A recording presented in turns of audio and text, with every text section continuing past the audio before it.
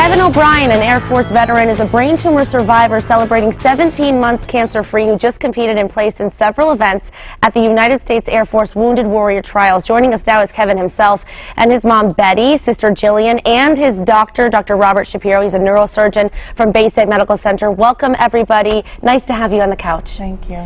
May is Brain Tumor Awareness Month, and this is a time for you to raise awareness, but also to celebrate your journey, Kevin. Betty, I want to start with you, Kevin's mom.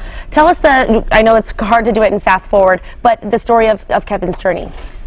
So at 23 years old, Kevin was diagnosed with a very large malignant brain tumor that was embedded in his brain stem, which was a very big shock to us. And he had surgery at Bayside Medical Center to resect the tumor, and then he went to Boston for treatment. He was in the hospital for 102 days, and he still is continuing with his physical therapy, occupational therapy, and speech therapies.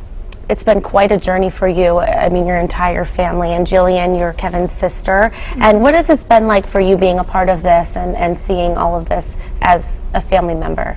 It's been tough to see him go through and struggle, but it's also been incredibly inspiring at the same time, and I'm so proud of him. Yes, because now, Kevin, you have accomplished so much, and I know that you look to your neurosurgeon and say thank you for all that he's done. Now, I want to talk to you about all the amazing things you've accomplished, but before we get to that, let's talk about this brain tumor that you were diagnosed with, and it was a very rare form of cancer.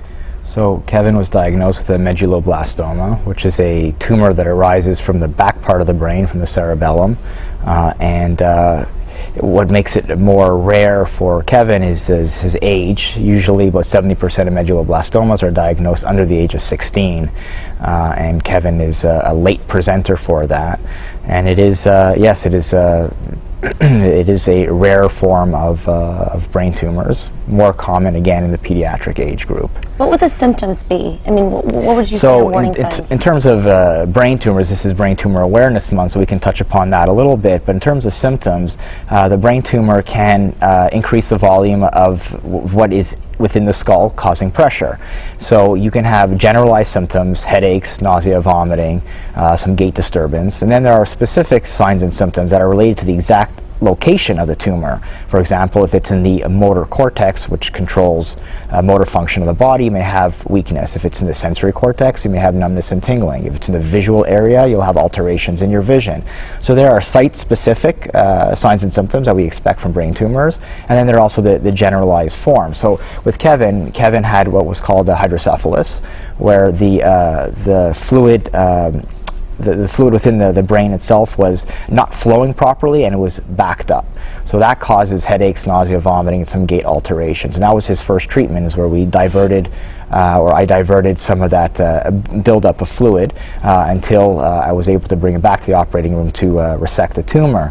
But also, in addition to that, where his tumor was very much involved in the brainstem. So again, balance, now specifically because of the ability to walk as modified or by the brainstem, and also vision, speech, and there's other certain specific symptoms that he has, and that he demonstrates at this point, even though Kevin has made a above and beyond remarkable recovery, considering what he has gone through and what I saw in the operating room. And it's just a winning team here, an amazing neurosurgeon, and also your incredible willpower and determination, Kevin. And so we don't want to ignore these signs. If we see anything, it's always good to go to a doctor and make sure that you try to get help as soon as you can. Now, I want to know, Kevin, this has been, like your mom described, quite the journey, many hours and days in the hospital. What are you most proud of now? I'm most proud of my attitude, because through everything I've always stayed very positive.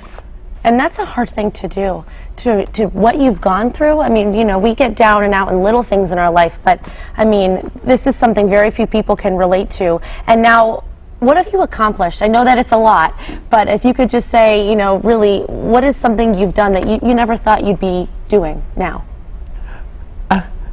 I just want a little bit So that's a very big thing for me. And now I'm gonna be able to have a ramp in my apartment so I could keep up with my nephew. Unbelievable, Kevin. I want people to follow you, continue listening to your journey. Now in Virginia, or I'm sorry, in June you'll be going to Virginia. We're out of time, but let us know about what we can expect. We can expect Kevin to be competing in 3 events at the Warrior Games, recumbent bicycling, air rifle, and shot put, and he was nominated to be the torchbearer for the Air Force. Unbelievable. You are so inspiring, Jillian and Betty. You must be so proud. We are. Of Kevin. And you can follow his story at No One Fights Alone on Facebook. No One Fights Alone. Amazing. Well, congratulations, Kevin, on everything. Brain Tumor Awareness Month, that's the month we're in now. Thank you, Dr. Shapiro, Pleasure. for everything. Nice to hear from you all. And you can learn more and follow Kevin's journey. Visit us online, mymassappeal.com, later today.